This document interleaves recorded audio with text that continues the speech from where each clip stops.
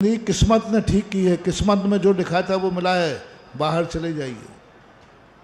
और जैसे ये घोषणा करेंगे मेरी जिंदगी को एक माँ बाप ने संभाला है और उनके अनुसार मैं चला हूँ, तुरंत आपको कह दिया जाएगा आप मोक्ष के अधिकारी हैं, आप मोक्ष मार्ग में चलने के अधिकारी हैं।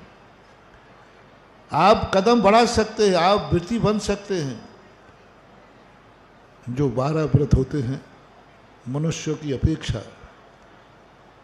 मनुष्य को वो आप वृत्ति बन सकते हैं, आप चारित्र अंगीकार कर सकते हैं। आप प्रयास कीजिए, मोक्ष का दरवाजा आपका खुला है, क्योंकि आपको किसी ने गाइड किया है।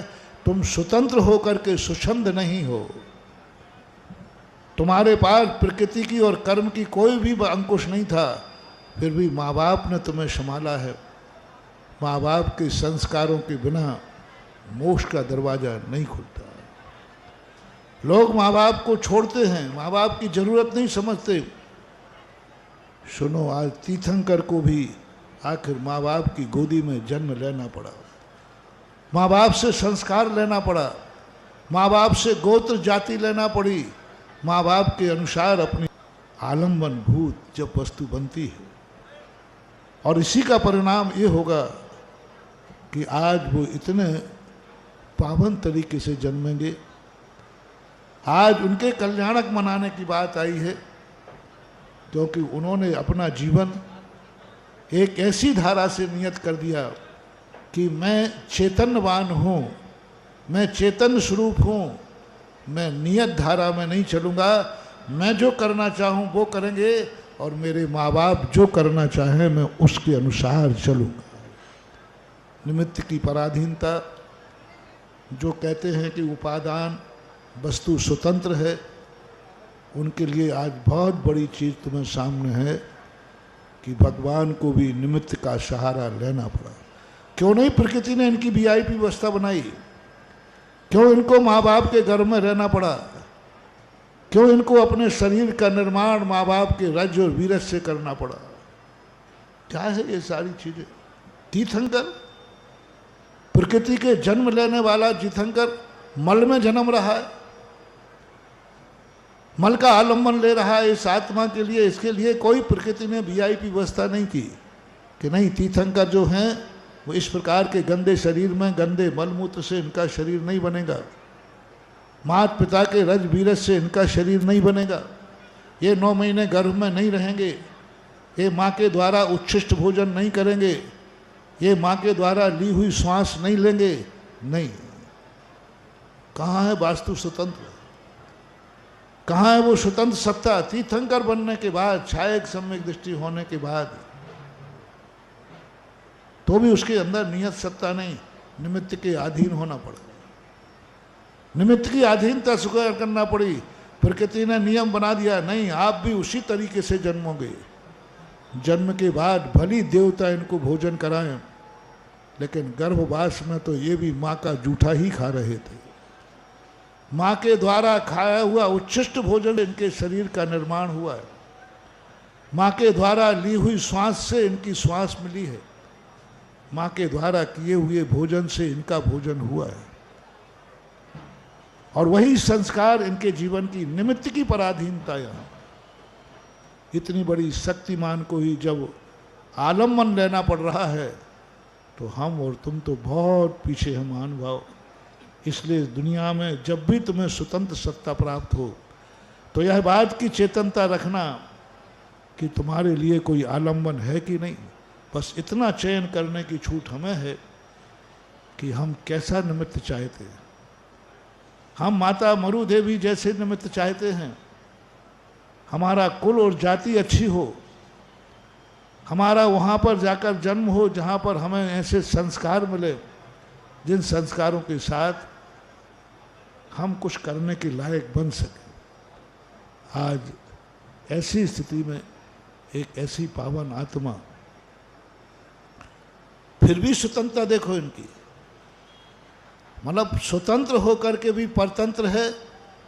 लोग निमित्त के अधीन होने को परतंत्रता मानते हैं, लोग गुरु के अधीन होने को परतंत्रता मानते हैं, लोग माँ बाप के अनुसार चलने में परतंत्रता मानते हैं। आज का युवा वर्ग पराधीन नहीं रहना चाहता, मैं भी नहीं चाहता हूँ पराधीन रहे, लेकिन माँ बाप की अधीनता पराधीनता नहीं है, ये विकास का कारण बनता है। कुछ लोग, कुछ चीज़ें ऐसी है जहाँ पराधीनता आती, गुलामियत आती है, लेकिन कुछ पद ऐसे हैं जिनके अधीन होने पर व्यक्ति गुलाम नहीं बनता है, बल्कि एक दिन उनके समान महान बन जाता है। तथाकथित कुछ स्वाध्याय वाले भगवान की भक्ति को भी पराधीन मानते हैं। हम भगवान के गुलाम नहीं हैं, हम भगवान की अधीनता स्वीकार नहीं करते। उन अज्ञानियों को ये मालूम नहीं है कि कुछ अधीनताएं ऐसी हैं जिनके अधीन होने पर हम गुलाम नहीं बनते हैं, एक दिन हम उनके समान भगवान खुद बन जाते हैं। भगवान की हम भक्ति करते, उनको नमस्कार करते, लेकिन हम उनके गुलाम नहीं बनते। पराधीनता है, अधीनता है, उनके आदेश पर, उनके निर्देश पर हम चलते हैं। पराधीनता इसी तो बोलते हैं कि हम अपनी तरफ से कुछ ना करें, जो हमारा सामने वाला बॉस है वो कहेगा वही करूँगा। पराधीनता होगी, भक्ति में पराधीनता है। गुरु के आदेश पर, गुरु के अंडर में रहने से पराधीनता है, इसमें कोई संदेह नहीं है। माँ बाप के अंडर में रहने से पराधीनता है, इसमें कोई संदेह नहीं है। लेकिन पराधीन होना अलग चीज़ है और गुलाम होना अलग चीज़ है। गुलाम सदा गुलामी बना रहता है, लेकिन माँ बाप के अधीन होने वाला एक दिन, गुरु के अधीन होने वाला एक दिन, भगवान के अधीन होने वाला एक दिन स्वयं भगवान बन जाता है। और ऐसी भगवान की सत्ता जब बनती है, इसलिए सबसे पहले आप अपनी जिंदगी में, क्या आपके ऊपर किसी की छाया है? आप जो कुछ कर रहे हो इस पर क्या आपकी किसी ने सील लगाई है? क्या आपके हस्ताक्षर हैं? तीन चीजें जिंदगी में चाहिए। आप जो कुछ भी हैं, किसके हस्ताक्षर हैं? किसके हस्ताक्षर से आप चल रहे हो? किसने आपको गाइड किया है? किसने आपको जीने का अधिकार दिया है? किस्मत ने नहीं, नियत ने नहीं। उसका नाम बताओ। हस्ताक्षर किसके हैं? प्रमाण पत्र चाहिए, और प्रमाण पत्र में नंबर नहीं देखे जाते, हस्ताक्षर देखे जाते। आज कर्म भूमि के व्यक्ति का मोक्ष मार्ग बन रहा है, हस्ताक्षर किसके? और हस्ताक्षर का प्रमाण पत्र लेकर के आज भगवान यहाँ जन्मे, और उनकी पावनता इतनी ज़्यादा हो गई। देखना, संसार का कल जो मैंने कहा था कि घास फूस की तरह जन्मने वाले वनस्पतियाँ किमिक्षित वरदान नहीं बन पाते। दुनिया के बालक जन्म जाते हैं, दुनिया के बालक नहीं चाहते हुए जन्म जाते हैं, किसी को खबर नहीं होती। लेकिन ये खेत के बालक हैं जो 6 महीने पहले से एक व्यवस्था बनाई गई और वहाँ भगवान का जन्म हुआ। इतनी पवित्रता, इतनी सावधानी से जन्म हुआ कि आज तीर्थंकर इतने पावन हैं, इतने पावन हैं कि घर में किसी को सुआसू तक नहीं लगा। किनके मनाओगे जन्म कल्याण? उन पापियों के जो जन्म देने वाले को ही गंदा कर देते हैं, जन्म देने वाले को सूतक कर देते हैं, जन्म देने वाले के लिए 1.25 महीने के लिए भगवान से वंचित कर देते हैं। कितना बड़ा पाप होता है।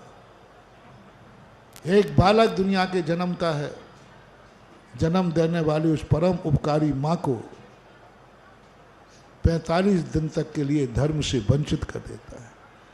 जो माँ ने कभी भोजन बिना भगवान के दर्शन किए हुए पानी नहीं पिया, जिस माँ ने कभी अन्न का दाना नहीं खाया बिना भगवान के दर्शन के, लेकिन एक बेटे के जन्म ने, एक बेटे के मोह ने उसे 45 दिन तक भगवान के बिना दर्शन के रखा, ये किसका दोष है? वो कैसा बालक है जो स्वयं तो अधर्मी है, और माँ को भी धर्म से वंचित कर दिया। महानुभाव, मोटिवेशन, हम धर्मात्मा हैं कि नहीं, हमें इससे कोई ज़्यादा फर्क नहीं पड़ता, लेकिन कहीं तुम्हारे कारण से कोई व्यक्ति का धर्म तो नहीं छूट रहा है। तुम धर्म करो या ना करो, कोई फर्क नहीं पड़ता, उसका कल्याण हो जाएगा, आज नहीं कल हो जाएगा।